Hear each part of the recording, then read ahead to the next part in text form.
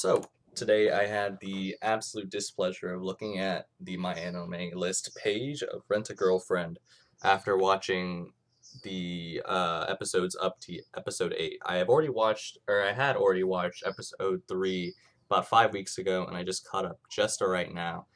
And I just have to say how disappointed I am with seeing the absolute dissonance and disconnect viewers are having with this show compared to what I expected personally. I honestly thought this would be the crown jewel of the season, no doubt in my mind, and I think it still is. It's still a 6 out of 10 show at the moment, at least. But I thought this was going to be the absolute normie, normie tier jewel of the season, no doubt in my mind. Nothing can possibly beat this, and I was proved wrong. Absolutely proved wrong.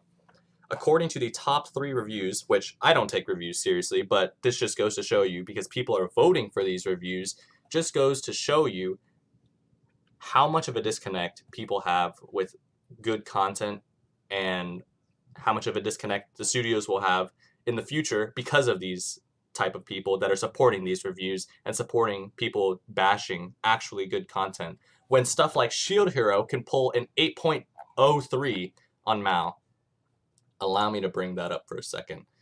Shield Hero, whose last 12 episodes, I can't even describe to you how terrible they are, can pull an 8.01. I said 8.03, but I was almost there. I checked this score a lot just to make sure. But I just am baffled, absolutely baffled by how terribly this show is being like criticized, or not criticized, but approached by its audience.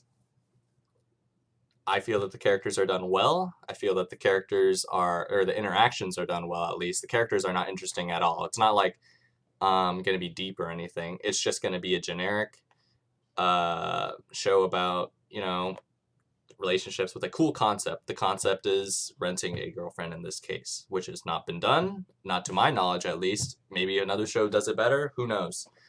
Anyhow, the main criticism I'm seeing is that the show exaggerates its concept too far, the rent a girlfriend concept at least, and I have to harshly disagree.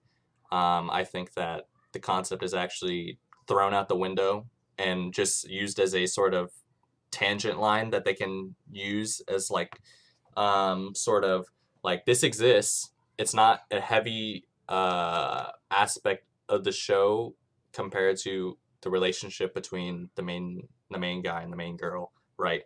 I think that's heavily overstated to say that it's exaggerated, right? But anyhow, I don't have a problem with the show, or I have problems with the show, but overall, I think it's probably the best show of the season at a 6 out of 10. That's a fair score, I think, 5 or 6. Anyhow, um, I just can't get over the fact that this show is well produced. The animation's fine and looks beautiful, by the way. But that doesn't mean it's a great show. But animation is fine, right? The character designs are great. All the girls look nice, I suppose. The main guy looks generic, but who cares about that, honestly? What else? The music is all right. It's not terrible and oppressive. That's what I like. I don't like oppressive soundtracks.